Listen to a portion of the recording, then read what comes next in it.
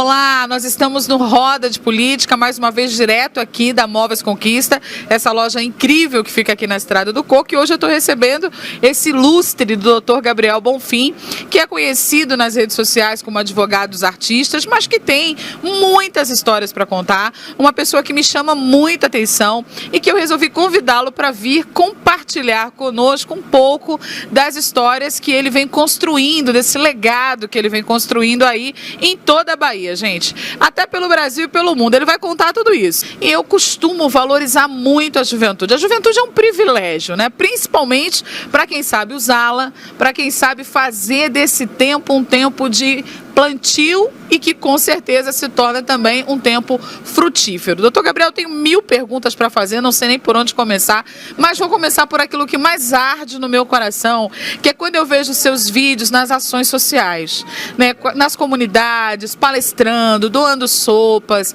e aí eu fico pensando assim, poxa, o que leva uma pessoa de sucesso pleno, porque o senhor é esse campeão, parar a vida, né, e cuidar do outro? Porque tem pessoas que crescem, que ganham dinheiro e cuidam de si mesma. Tudo bem, é uma opção. Mas o senhor fez uma outra opção, de cuidar do outro. O que motiva o senhor a estar perto das pessoas que, de uma certa forma, precisam um pouco mais de apoio? Verdade. Primeiro quero agradecer essas honrarias que você me deu, esse carinho, e dizer que eu devolvo com o mesmo afeto que me foi enviado. Fico muito feliz com isso.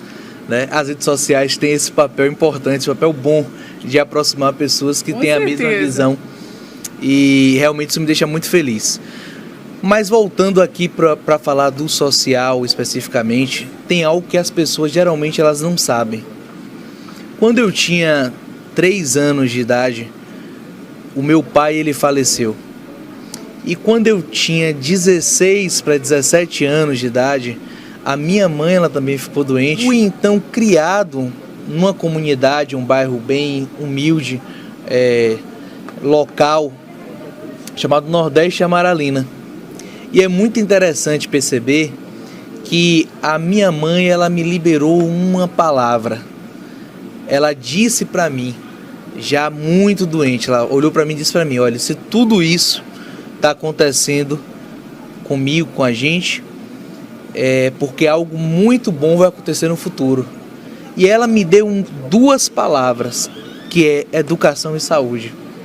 Então, quando eu vejo uma pessoa precisando ali de um alimento, de uma roupa, aquilo me toca o coração. Porque eu saí de uma situação de total impossibilidade. Eu órfão de pai e de mãe, morador de uma comunidade, Nordeste Amaralina, uma comunidade carente, morando de favor, né? Fui morar com a minha tia, que hoje é minha mãe, porque mãe é aquela questão da afetividade. Então eu saí daquela condição de dificuldade, de obstáculos da vida, através da educação. Então eu digo assim, eu não vou dar só a comida para o faminto, mas a gente tem que dar a vara, aprender a utilizar a vara de pescar. E para você utilizar a vara de pescar, você precisa estudar. São cursos profissionalizantes, são cursos em centros de recuperação para os drogados, os que foram presos. Assim, minha vida inteira tem se dedicado, depois da advocacia, que graças a Deus tem sido esse sucesso, esse foguete, né?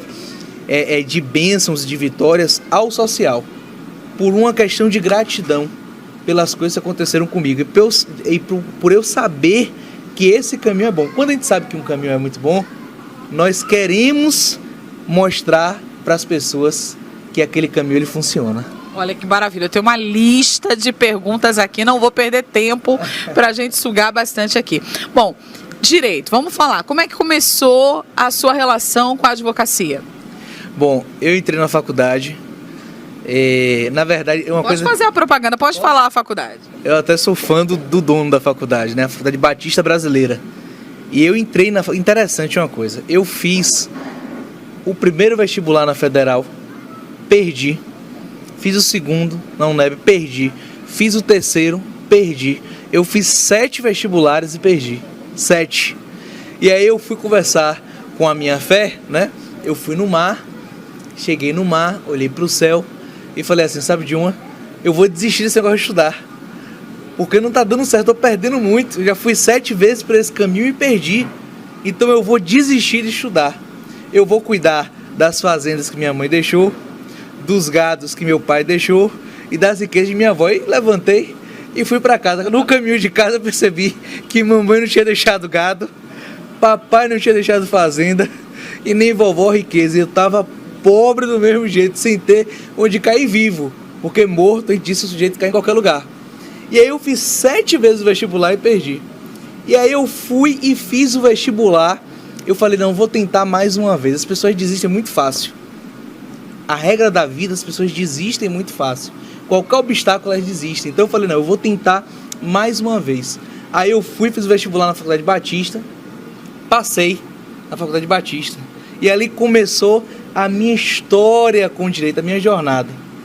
Eu era fã do dono da faculdade, que eu achava ele muito inteligente, né? Eu achava ele era advogado, eu achava que ele tinha uma sabedoria diferenciada. Eu era fã. E eu falei assim, não, eu vou estudar aqui e eu vou me tornar um brilhante advogado. Quer saber outra história? Tem outra parte. Quero, claro, quero saber tudo. Olha, aí eu falei assim, não, eu quero estagiar. Primeiro passo é estagiar. E como eu sou primeiro semestre, eu era primeiro semestre, ninguém queria pagar um estagiário de direito. Então eu falei assim, não, eu vou voluntário. Eu vou trabalhar de segunda a sexta. Agora imagine a situação. Sem dinheiro. Eu só paguei a matrícula na vaquinha, pela fé. Eu não tinha R$1, não tive herança, não tive herança financeira, nada. Então eu paguei a vaquinha, a matrícula pela fé. E eu ainda assim tomei uma decisão de trabalhar de graça. E aí eu comecei a trabalhar, o dono do escritório de advocacia falou comigo assim, se você tem um paletó? Eu falei assim, rapaz, não, que dia é pra eu vir? Ele disse, vem amanhã. E aí eu disse assim, rapaz, eu vou ter que usar muito a minha fé. E ali, o que foi que aconteceu? Eu consegui uma calça preta, um sapato marrom, um cinto cinza, uma camisa cor de abóbora, e aí faltava a parte de cima, né, a parte do blazer. E aí minha mãe afetiva, minha mãe Dora, pessoa que eu sou muito grato, o marido dela, né, ele conseguiu com um engenheiro da empresa que ele trabalhava, um blazer. Só qual era o problema do blazer? O blazer era azul de botões dourados. Aí quando eu botei o blazer, que eu tava com um sapato marrom, uma calça preta, um cinto cinza, uma camisa laranja, tem foto minha assim, uma camisa cor de abóbora, e eu tava botei aquele blazer azul, eu falei, não, tô perfeito, já sou um advogado. Agora vai dar certo. E aí botei uma gravata preta, e ali, quando eu abri o blazer todo rasgado.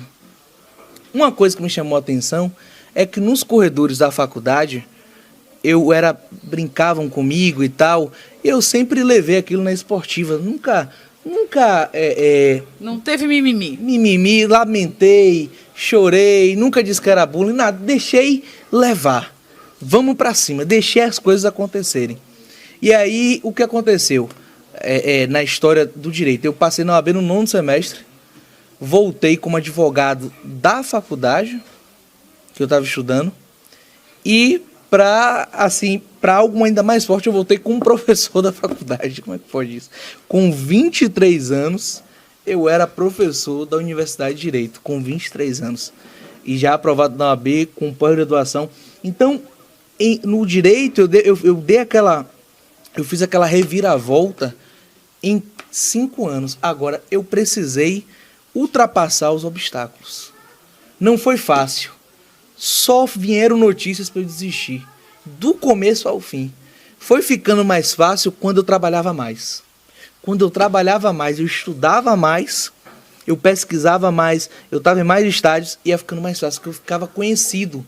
Aquele estágio voluntário, lá do começo do primeiro semestre do paletó colorido, do arco-íris, o paletó modelo arco-íris, ele foi importante em minha vida, porque ele me deu robustez, porque eu chegava nos lugares e eu tinha experiência.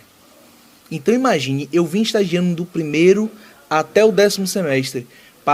Fui estagiário com honraria, moção honrosa pelo serviço que eu fazia à comunidade da Defensoria Pública. Então eu comecei a ser reconhecido pela forma de serviço que eu prestava aos mais pobres, os mais carentes, e eu fui reconhecido. Cada estágio era reconhecido, cada lugar eu me tornava mais reconhecido, mas isso fazendo um trabalho dedicado, fazendo um trabalho focado, um trabalho concentrado e um trabalho que não houve crítica. Porque você tem duas opções. Ou você tem maturidade para ouvir as críticas e anotar aquelas críticas e você passar por um conselho e agir, ou você ouve as críticas e não se paralisa e segue em frente. Não tem como você responder às críticas e nem justificar que você está certo. E foi assim que, em degrau em degrau, foi me dado esse nome do advogado dos artistas. Né? Olha,